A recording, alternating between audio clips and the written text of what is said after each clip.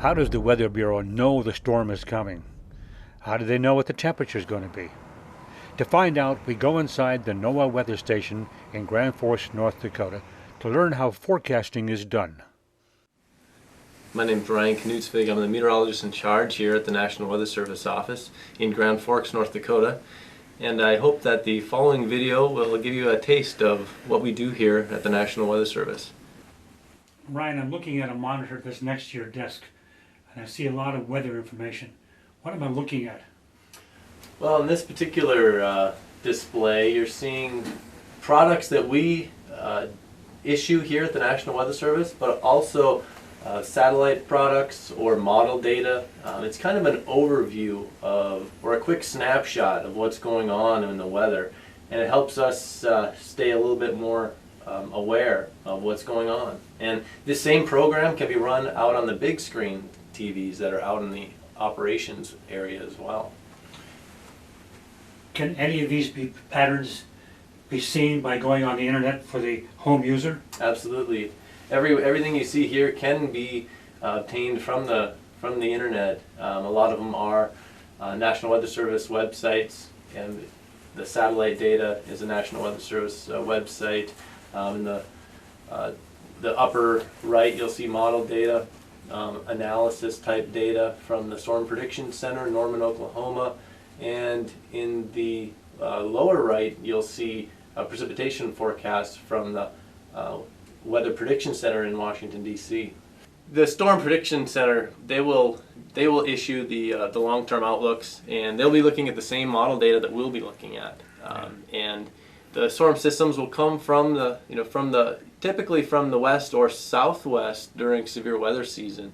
At least early on in the season, they'll transition to maybe a more northwest flow and come in from Canada later on in the year, or right across the Canadian border. But the Storm Prediction Center is one of our sister agencies, and they will work with us on helping prepare the public for the impending hazards of severe weather. And of course, the reason the National Weather Service is here is to help people prepare for that incoming hazard, whatever that threat might be. We want people to, feel like they're ready to make the choices that they need to keep themselves and their families safe. I'm Greg Gust with the National Weather Service here in Grand Forks, North Dakota. I'm a warning coordination meteorologist. So that's a fancy title. A fancy title means that I'm in here trying to make sure that the information we have, the job we do in here, the job our forecasters do in here, and all that nice work we do looking at radar, looking at forecast information, and putting out warnings, that we're actually getting that information out, maybe so that people like you are listening to it, receiving that information, and then maybe that you're doing the right thing. So maybe we'll provoke you into action when that next big storm is headed your way. We have an advance notice because you guys are here. Of course, some of the questions are going to be, where do you get your information that you pass on to us after you modify it, or change it, or add to it? Well, part of the role that we have here is observing. So that is watching what is going on around an area. And so the area that we cover is the eastern third of North Dakota, the northwest quarter of Minnesota, and then eastward from our turf, Duluth picks up and carries the ball, so to speak. South from our turf, Minneapolis picks up and carries the ball. But what we're doing is, besides observing in our local area, we've got automated sensors that are out at the airports. There are systems that, for instance, the state DOT of Minnesota has on the roadway that they're getting information from. We have cooperative observers. These are people that at their farm or at their place of business are recording daily temperature, precipitation amounts. Some of those locations around here, quite a few of them in fact, have been there for 100 years or more at that location doing that. So we gather that information in. We make sure that that information coming into our system is quality controlled, if you will. So if a dew point sensor, the humidity sensor up at the airport in Hallock is registering too high, something's wrong with it, there may be somebody that's going to go and fix it from the airport. Meanwhile, we're taking that data out so it doesn't screw up what is going on around the area. Do you ever get any feed from the military? Oh, we do, because of course the military has observations and forecast responsibility for their particular applications. So the Grand Forks Air Force Base or the Guard units around here, we're sharing data with them locally.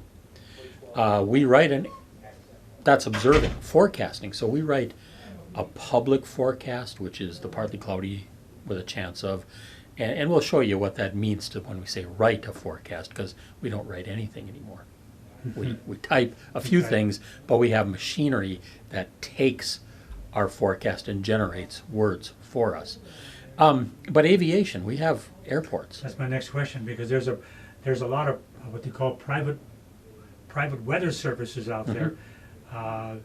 Do you talk to them? Do they talk to you, or are they two separate entities? Well, it's a partnership, we call it, because we're the front end. We are the actual entity that owns and operates, that observes and forecasts. We are the fundamental background source of that weather information.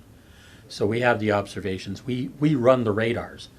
The National Weather Service, the federal government, owns those radars. We run the radar system. Satellite data. So when you look at satellite imagery that is showing clouds from satellite view looking down on the Earth, those are NOAA, the National Weather Service, that is operating and sending that data.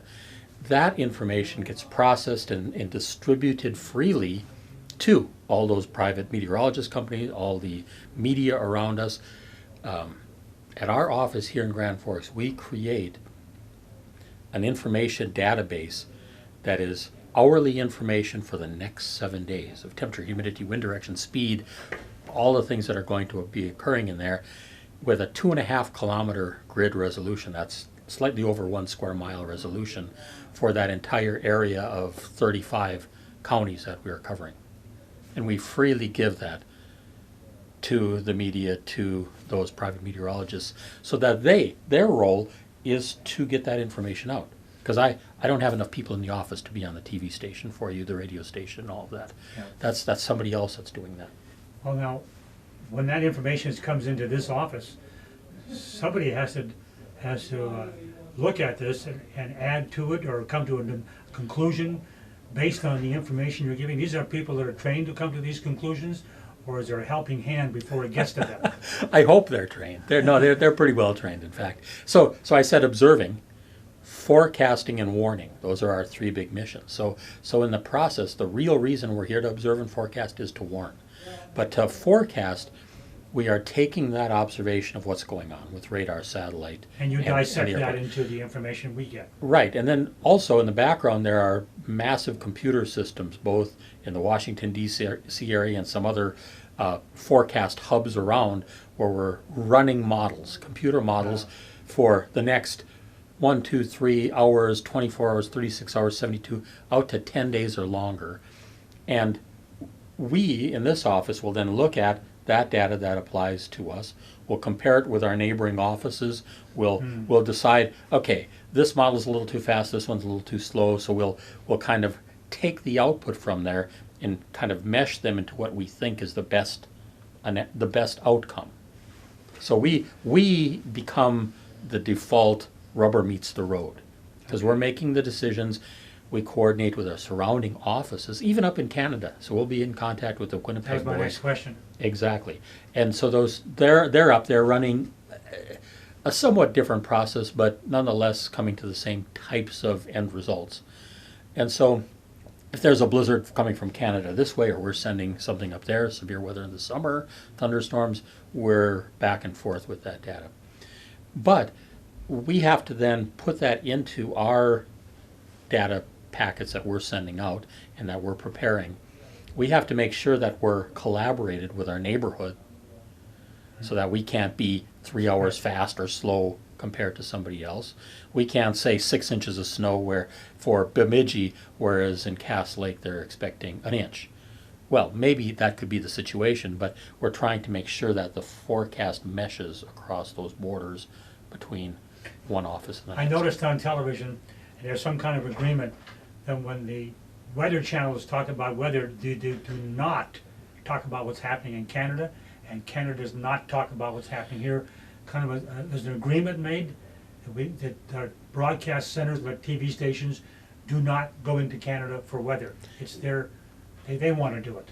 Well, there's two things. First of all, as a government agency, I'm not going to do that. Now, what I can do and there's plenty of times that I'll talk to CBC out of Winnipeg or one of their newspapers about floods, for instance, coming from this area and flowing north.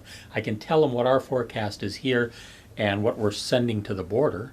I can tell them about what we're seeing for snow conditions there, but I'm not making the river forecast for them. Mm-hmm. Likewise, we can restate to them what their people are forecasting.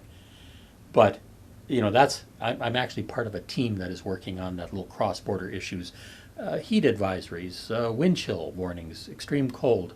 What are the criteria and how do we make them mesh? So it's one thing to do it from state to state. It's easy across Minnesota from me to Duluth, right, or down to Minneapolis. Yeah. Well, guess what? Minneapolis has a slightly different criteria than Duluth or us for wind chill warnings, okay?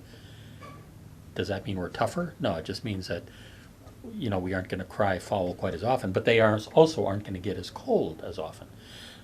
What about up in Northwest Ontario? What about in Manitoba? What are they using?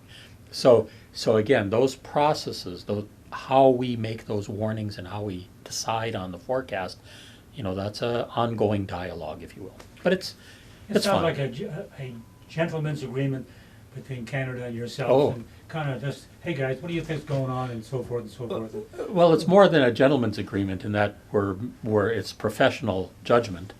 Okay. And also, we have a bilateral agreement with the governments and Environment Canada on the Canadian side and NOAA, National Weather Service on this side, on how we will exchange that data.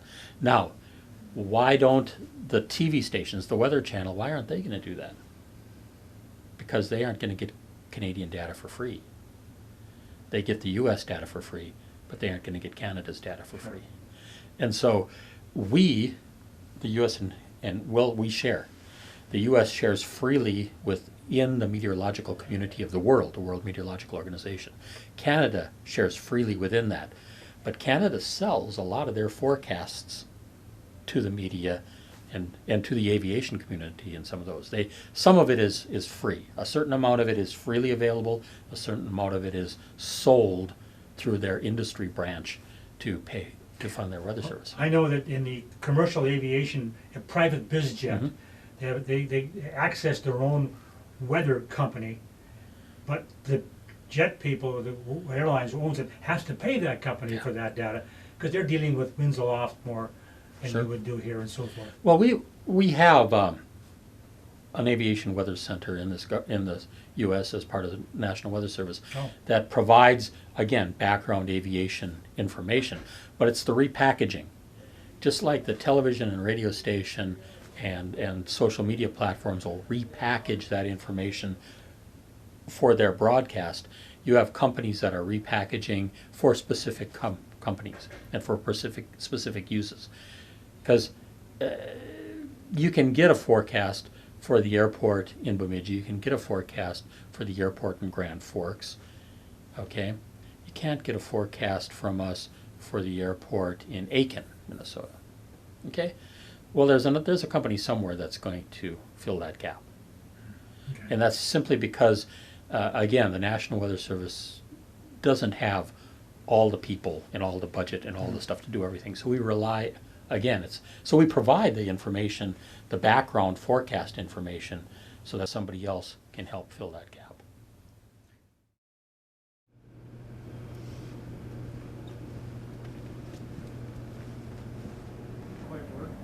Well, it half work, half work.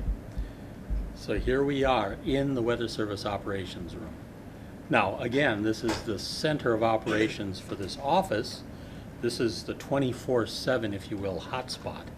But this is an area that is forecasting weather for here in Grand Forks, for the backside of Devil's Lake, North Dakota, up to the Canadian border, all the way down past Fargo-Moorhead to the South Dakota border, and then eastward toward Warroad, Baudette, Bemidji, Wadena, Park Rapids. So we have to be able to look at ourselves here in Grand Forks, and we have to imagine ourselves where you are, and hopefully combine those two into a good observation and forecast. My name is Jeff Mikowski. what I do at this workstation is I primarily look at observations that are coming in to our forecast office. So that can be in the form of river observations, river stages.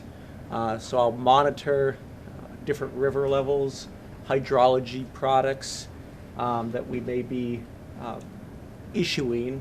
So for example, this spring, we may be experiencing river flooding. I'd be monitoring the river gauges. I may be issuing statements and warnings for points along the rivers. I also would be, depending on the time of year, looking at fire weather danger. So that would involve looking at wind speeds, relative humidity, areas that would be more likely to experience dangerous conditions for fire weather. Typically that occurs more in the spring and in the fall when it's relatively dry. We often have quite a bit of wind, so that combination of dry air, strong winds, and warm temperatures, that's usually a good mix of ingredients for hazardous fire weather conditions. So I would be monitoring that, and we issue several routine products beginning in the spring and then continuing through most of the rest of the year. That would include a planning forecast, which would involve forecasts for the next few days for parameters that are important for fire weather, such as winds, humidity, mixing height, for example. And that would be useful to those that might be in the fire weather community, those that might be planning prescribed burns, or those that might be have some interest in knowing the types of conditions that would be upcoming to assess the danger for fire weather. So hydrology, fire weather are two of the main things I would do at this office, or at this part of the, in this part of the office. And then a lot of what I would also do is monitor data. So monitor the observations, quality to control the observations that are coming into the office to make sure they're representative of the data that's out there.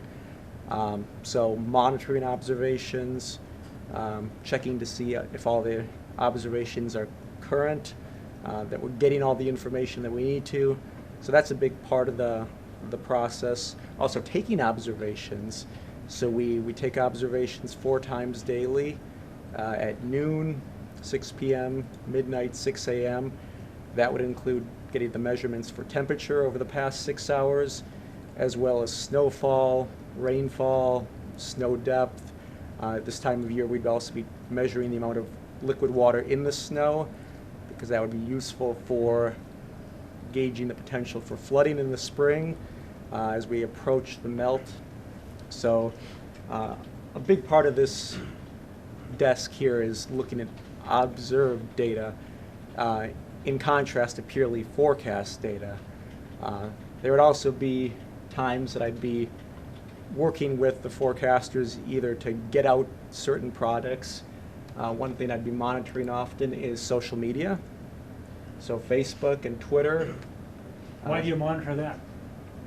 Well, we monitor that, number one, to get information out. It's another means to help get our message across, the It's a forecast media information. source to send to. Right. I want to talk about some of your monitors here. Okay.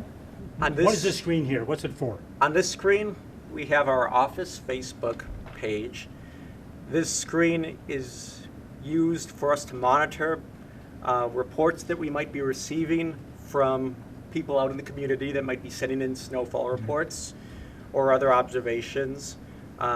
We also have graphics that we send out from our systems onto Facebook that have forecast information that would be beneficial for people in the region. So this image, for example, has high temperatures for today. Okay.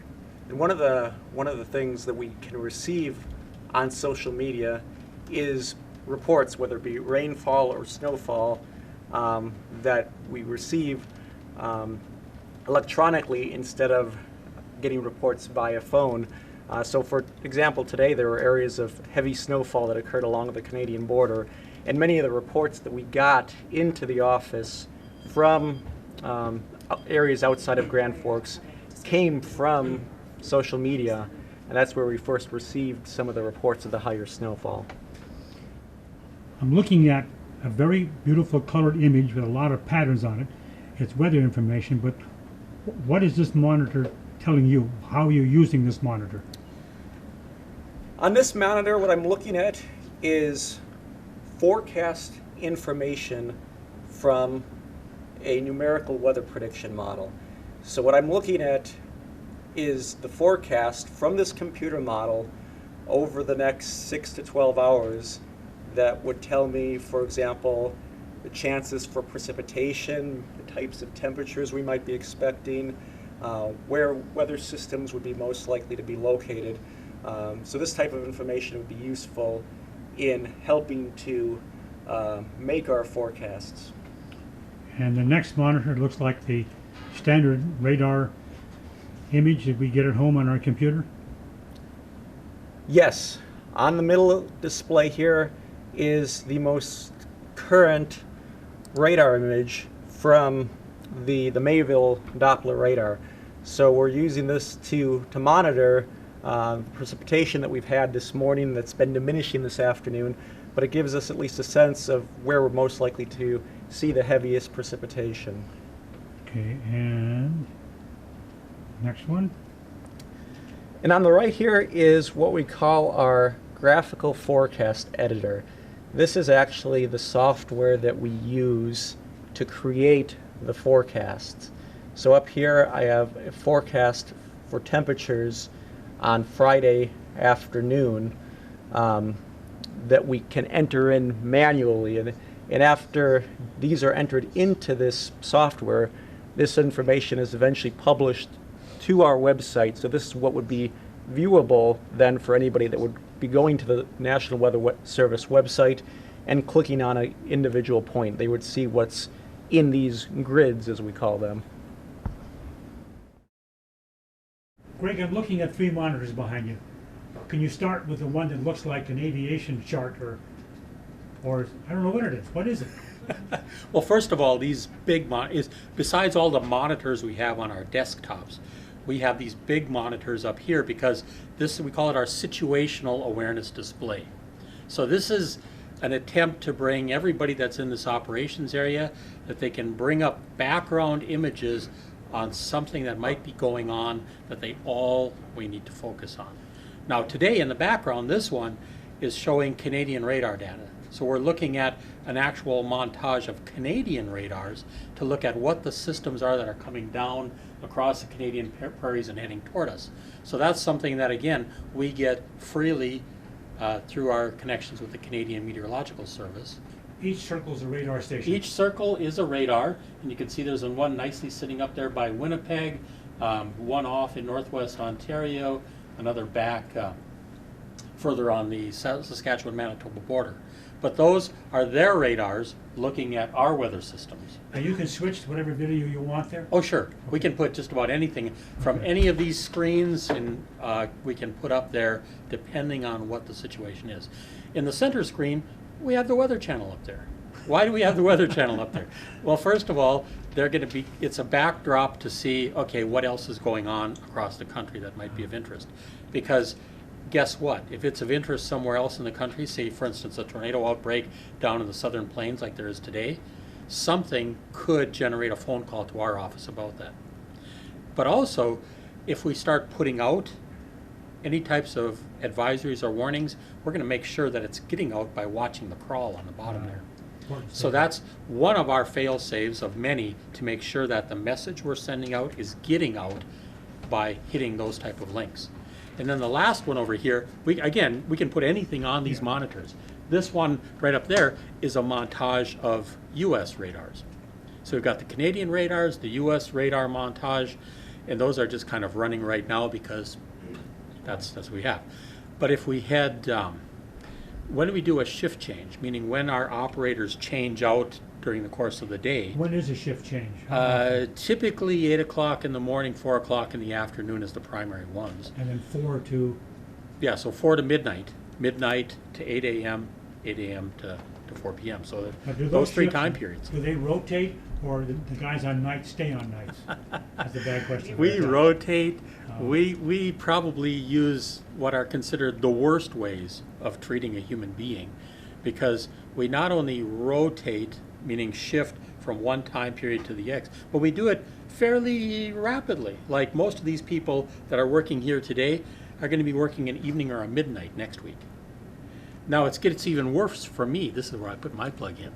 Since I'm a manager, I got to fill in for whatever opens up. So that could be midnight tonight, or it could be the weekend or something. I'm just griping. Not really. But that's what happens. You end up working daytimes, then you turn around and come back on an evening or a midnight. During severe weather, when severe weather operations are going in the summer, this place will be packed. We'll have extra people on these workstations putting out warnings. We'll have ham radio operators in here. And we'll have people that'll come on at 8 o'clock in the morning. They'll go home at midnight. Where do you get the extra people from? Where do they come from? Well, 24/7 operations means that every chair we have here right now takes 5 bodies to fill. So those other people that should be here are home sleeping. Okay, but they're staff here then? They're staff. You don't go pull from the university or? No. Okay. No. But we could. Now, if we were really short-staffed, and if something was happening where we needed backup, Duluth, Bismarck, they could physically send somebody here, or they could take over from their workstations part of our operation area. So if we're doing severe weather outbreak in the summer, the Duluth office can take over our aviation forecasts to take away that job duty so that it frees up more time here. Hi, I'm Dan Riddle with the National Weather Service in Grand Forks. My role today is of the short-term forecaster, meaning the period from current to about day 3, so roughly 72 hours, 84-hour period here. So one of the big things we have here is monitoring the current weather conditions. First of all, because you cannot forecast what's going to happen in the future if you do not get the current weather right. So what we have here is a series of things showing current weather. For example, this is a satellite shot with some surface-like observations on top of it, meaning surface like temperature, dew point, wind. And pretty much what you see moving is the sky cover. So the whites are anywhere from maybe 2,000 feet above ground level or higher up than that. So we look at the sky cover and the current weather like observations there. Here is a very important one that we look at. It is what we call a water vapor loop. It's loading now. This is going to show us where we have what we call like upper level like disturbances. This monitors the amount of moisture that is up roughly 15 to 25,000 feet, and that is a really good area to monitor what we call like upper level disturbances, the development of cyclones, storm systems, low pressure systems. Is this something we can get on the internet ourselves, if that just comes into you? Nope. All satellite data is all available on the internet. Okay. We may have some specialized color curves that we have here, but all the satellite data is from NOAA, National Weather Service, and is fed to us through the satellite from headquarters near Silver Spring. I could go to your website and punch up the same thing you're seeing here. Pretty much so. Except You can see it. It won't be quite maybe as fancy. Like we can overlay graphics on it. It will just be the image only. But yes, you can.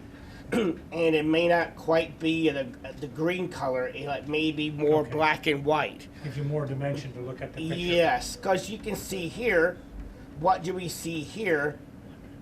This darkness coming down is an upper level wave, or what we call a vortex in technical terms, coming down. And also the dark green is some area of higher level moisture.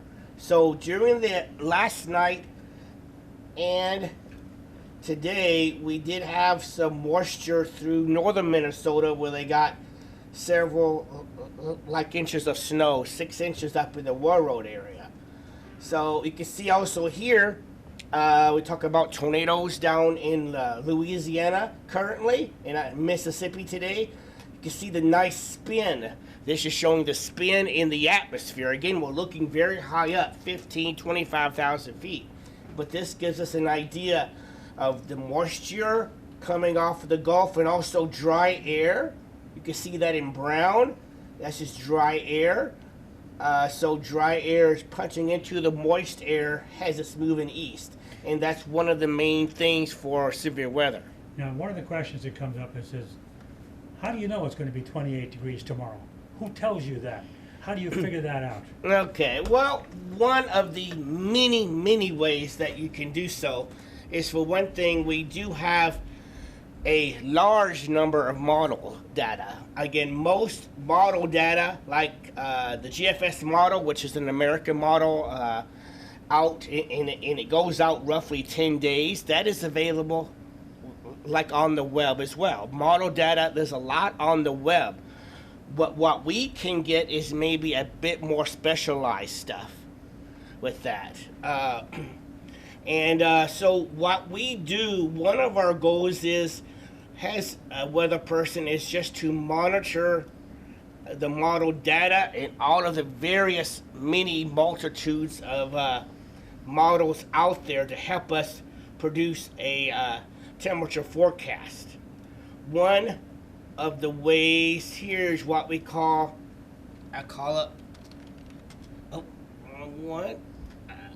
MOS temperature guidance. This shows here that from that model, it's giving a low of 13 at JFK, which is Grand Forks, high the next day 32, then 14, 23, and 12. We use that in coordination with all the other model data to come up with a forecast that we all do on the what we call the gridded forecast editor over here. So we have all sorts of data that we can call up. These are all the various models that we got, and there are many more just on the web. So actually nowadays the issue is we have too much data sometimes to look at because there's so much to look at. One of the nice things about the workstation I am at is that we like work 8+ hours a day, and it's really nice to be able to stand up and stretch our legs. And look at this fancy table here. Back up a little bit. Yep, You can see I it. will. Okay. We can lower it. We can raise it. And look at it go up.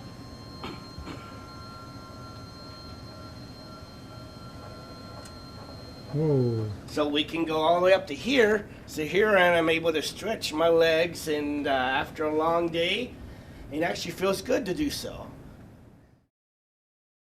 Hi, I'm Tom Grafenauer. I'm the Science and Operations Officer here at the National Weather Service. Well, I'm sitting currently at a workstation that's used for development during severe weather operations, or when we need more personnel to help out in operations. This workstation can be used in operations, displays real-time weather information and whatnot. However, today, since the weather is relatively quiet, it's being used as more of a development workstation to test procedures, develop procedures that are going to help the forecasters develop code and programs and that sort of thing. So that's kind of one of my duties here, is to maintain the smart tools and procedures and and programs that help the forecasters be able to make the most accurate forecast possible. The middle screen is just an example of some of the computer programming that we need to do in order to maintain and develop those types of programs. The language that we use, the computer language that we mainly use at the National Weather Service is called Python. And that's just what that code is there, is just Python coding. So this is our graphical forecast editor. This is one of the programs, since we've upgraded to a new operating system, this program has broken. So I'm attempting to fix it and to get it operational again. Basically what this program shows us is melting degree days, which is, it gives us information on when we can expect the snow to melt, and when that snow begins to melt, when we can expect the runoff to reach the rivers and reach minor flood stage. And it helps us to determine when flooding may begin. So trying to get that up and running before the snow actually starts melting, just in case we do get more snow this year and flooding is a concern. Now, when you come to all these conclusions, how is this information passed on to your colleagues? Well, as the Science and Operations Officer, my main duty is training. Training the forecasters to make the best and most accurate forecast possible. So, that's done in a variety of ways, probably a variety of ways at different offices and a variety of ways here at the Grand Forks National Weather Service. Emails is a main mechanism for communication. We hold a seminar every spring and every fall as we go change seasons into winter and into summer. Seminar is for staff people. That's For not local public. staff, correct. There are also conferences held throughout the United States where several offices can get together and discuss issues that have come up during the previous year, new research, that type of thing. Modules, we have a WES, which stands for Weather Event Simulator, where we can replay past events in more or less real-time mode and have a forecaster go through the radar and issue tornado and severe thunderstorm warnings as it was in real, or as it would be in real time. And there's webinars that are held where several offices get together and can view a 20 to 30 minute webinar on new information. A lot of the purposes of those types of presentations is bringing research into operations, getting the latest and greatest tools and research that has been developed and attempting to apply that to our local forecasting.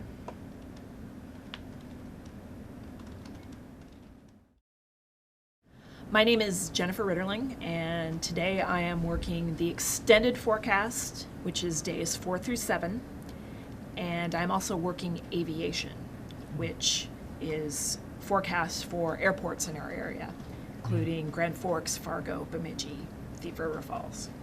Are you the last person in line before the information gets out to the internet, or does it go to somebody else first?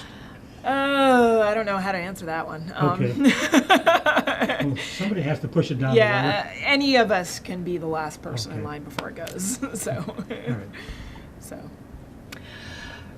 What is on this monitor is our aviation monitoring system, where we take a look at the weather that's going on at the different airports in the area we're responsible for.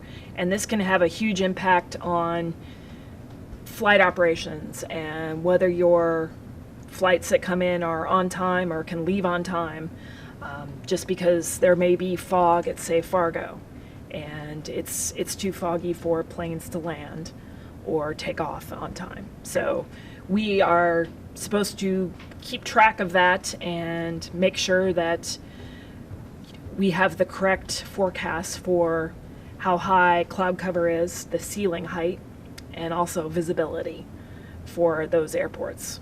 And we also do forecasts for wind at the airports, so they can determine which I'm blanking.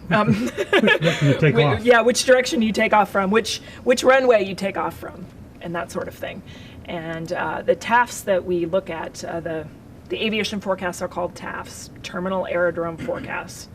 And They are coded in these weird codes here. Pilots can read those codes. Yes, pilots can read those codes, yes. Those are one of the few things that we actually type. Yes. Say it again. It's one of the few things we actually type. My next monitor is a radar image of what is going on across our area. Right now, there isn't too much going on. Earlier on this morning, we had some snow showers up north over Lake of the Woods, and actually the radar overshoots them in that area. The radar beam is too high for them to catch snow showers in this area. So you didn't see even too much on radar even this morning, even though we were getting precipitation. In places like Bemidji, the radar overshoots it. Does that mean it'll miss information that's below 10,000 feet? Yes, it And will. that's why you have spotters? That's why we have spotters, yes. That's why we have spotters, especially on the edges of where our radar covers. Lake of the Woods, Bemidji, Park Rapids. They can see what's going on in that lowest 10,000 feet of the atmosphere that the radar is not going to catch. This next monitor here, we have this window here that is our chat, where we coordinate with other offices. We talk to our neighboring offices, Bismarck, Aberdeen, Minneapolis, and Duluth, and coordinate the forecasts, make sure we're all on the same page, especially when it comes to stuff like, say, a winter storm warning. And so we chat back and forth on, hey, I think this is going to happen, and oh, I think it's going to be cloudier than we originally thought. I want to bump up cloud cover. And someone says, okay, sure, and then sometimes not. Sometimes there's a little bit of back and forth. There are some screens at the bottom of the big screen in green. What am I looking at here? This part here? Yes. Yeah, this is a group of short-range models, where it is different models that we use to forecast the weather. One of these may be close to reality, maybe none of them are, but we take a look at them and try and see what's going on. So the green is pressure. This next screen is the extended forecast. I'm taking a look at what's going maybe possibly happen this coming Sunday, which would be I'm blanking, day 7 of our forecast. And it is, this particular screen shows one of the model runs that we look at. This is the European model. And what do you call that again? A model? The European model. Okay, a computer generates this image? Computer generated image of what the atmosphere may possibly look like. Okay. And we take a look at not only the European model, but another model called the GFS, which Dan talked about. And that's an American model. And we try and figure out which one will be closer to reality. And that is part of looking at the extended forecast, trying to figure out which one is closer. And the further out you go in time, the more the models kind of diverge. One will be saying, oh, it's going to be 10 below Saturday morning, and the other one is going to say, no, it's going to be closer to 10 above. So our job is to try and figure out, okay, either of those right? How does the data get into the model for the computer to generate this image? Yeah. The computers are actually programs that are run, well, the GFS is run at big supercomputers in Washington, D.C. Okay. And all kinds of data from all over the world, satellite data, radar data, Okay. weather balloon data, get fed into these models, both the one in DC and the one over in Europe, and they crank through these big long equations. And then they set out a reproduction of what they think, of what those equations think the atmosphere is going to do. Based on what somebody has put into it. Yes, and yeah. Or it could be, they spit out some representation of what they think the atmosphere is going to be like. And it could be close to reality, maybe not. All the models are slightly different on how they calculate things, different parameterizations of, say, what the lower part of the atmosphere is like. And so there's always some slight differences. And as time goes on, as you start out from the beginning of a model run and you go out several days, sometimes those differences will bloom into big differences in how they depict the weather. This particular room here is how we keep in touch. It's a chat, internet chat, of how we keep in touch with, say, the media, the local media around here, also emergency managers, or anyone else who will want to take a look at this chat, mainly emergency managers and the media. And we let them know what we think is going to go on. Earlier on today, Dan was talking about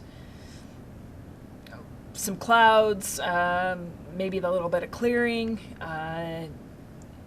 maybe something Wednesday afternoon, evening. Now, this is something you send to them? Yes. So it's like an email address?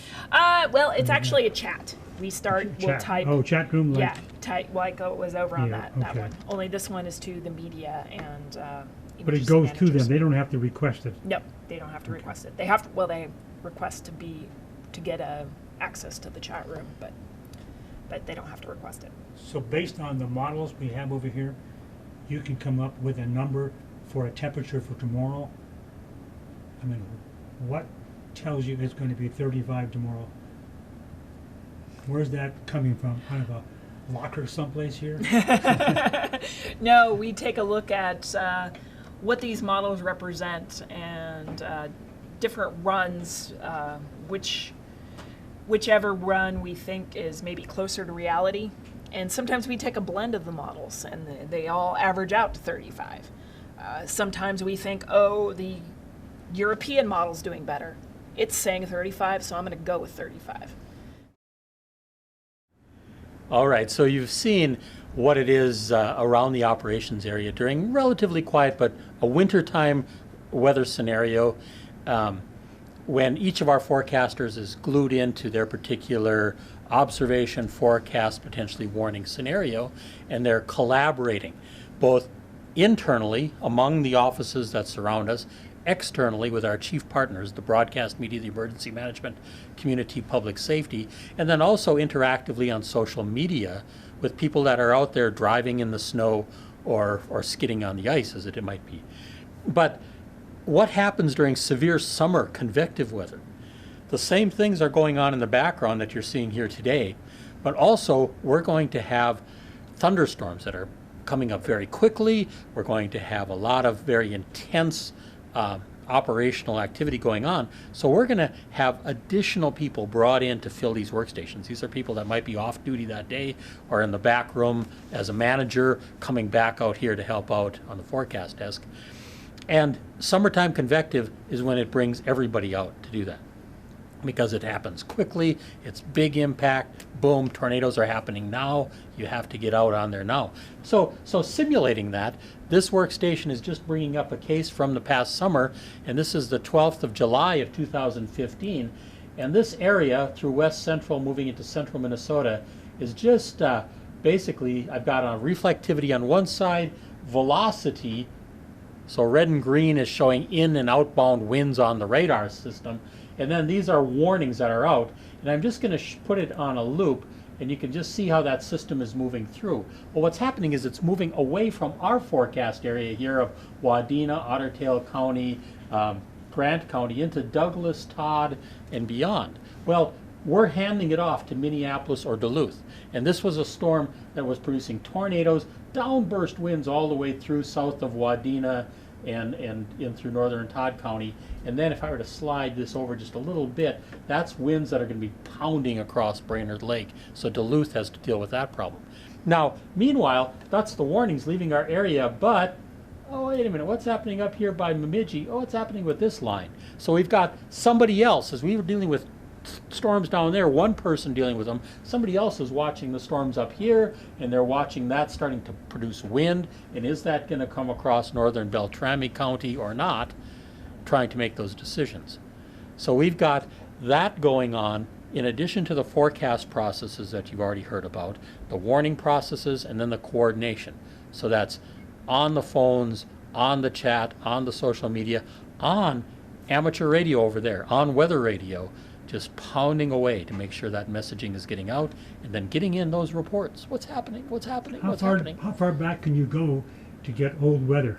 I've got cases like this You keep that them. we can, because all of our radar data that is going on right now in our radars is being archived. Okay. So I can go back to when these started coming in back in the middle 90s, You can go back to the and I can 90s go back and I can retrieve that data, Oh, wow. and I can play it back on a system like this.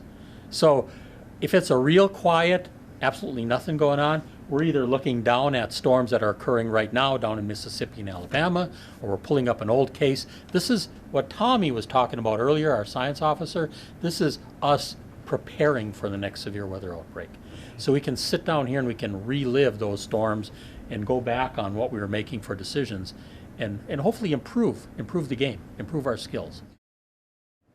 Okay, so here is where our amateur radio, our ARES folks will sit during severe weather, and we're dealing with our setup for both 2-meter and 70 centimeter communications over here, and we've got our HF box sitting right underneath it. So with that, all of the various linkages we would use to talk across this area, including hooking up into the Superlink and from there getting down into Minneapolis if we have to. But this is the basic communications area. We are N0GF, in case anybody remembers, and there are, again, the various frequencies that we're going to be trying to communicate on across this area. When does somebody sit at this desk? When we have severe weather in the area, either in this Grand Forks area, in the Bemidji area, in the Fargo area, somewhere that is going to be moving across those areas, we are generally going to call in somebody to represent N0GF here in the office, so that if somebody's in Bemidji trying to get a hold of us, they got somebody to talk to. So one of the reasons we are using amateur radio during these type of events is, number one, telephone. Well, there's only so many telephone lines and only so many people you can talk to on there. There's social media, yes. There's all these chat, yes. But amateur radio is going to get out to, again, a whole bunch of other people that are around here. It's a quick way to get information out to people that are on amateur radio. A lot of these people on amateur radio are also trained as Skywarn observers, so they in turn can be watching what's going on in the area and getting back to us. They are what we call a trusted resource. So we may go on social media and we may get somebody on there that says, oh yeah, I got hail, it's got to be as big as a tennis ball in my yard. Well, if they can send a picture of it with a ruler, that's nice. Otherwise, if we don't know that person well, that's an estimate. If our amateur radio person over here is calling us in and talking about that on the horn here, we know date, time, location, accuracy. And so we have an observation that we can trust. We don't need a second opinion, that's what I'm saying, because we can trust it. And so that's very important to have those trusted sources. The Weather Service, we want to be a trusted source, right? We want our Skywarn observers, our ham radio operators, they are our trusted source to get that information into here, because when they squawk, we're going to be listening. So just like amateur radio, weather radio, a lot of people consider, oh, radio, that's old tech, right? The trouble is with those, and I mean the good thing with those, is that they're pretty reliable tech. These are systems that are out there that generally have some type of backup power. In the case of NOAA weather radio, our transmitter towers have dual transmitters, generator backup, all of this type of stuff. There's still a fundamental backbone to the emergency alert system. So the transmitters, these are the map of where we have transmitters around. This is the hardware that gets that information to those transmitters. And that hardware is one computer system, another computer system, a background computer system, and then a running backup. So we have backup to backup to backup. If we have to get a tornado warning out, if one system fails, the next one kicks in, the next one kicks in, the next one, and it all goes, well, we just pick up this and talk directly. But it's backup to backup to backup type redundancy that we make sure we can get that messaging out there. So this system in the background is basically what generates the computer synthesized voice people hear on weather radio, hear on crawling systems on their TVs and stuff. This will take the message that we are preparing for that warning. We'll code it into a string, send it across, and read that onto a weather radio. This is this and this are one computer system. This is an entirely different one, which I can bypass to get into specific transmitters.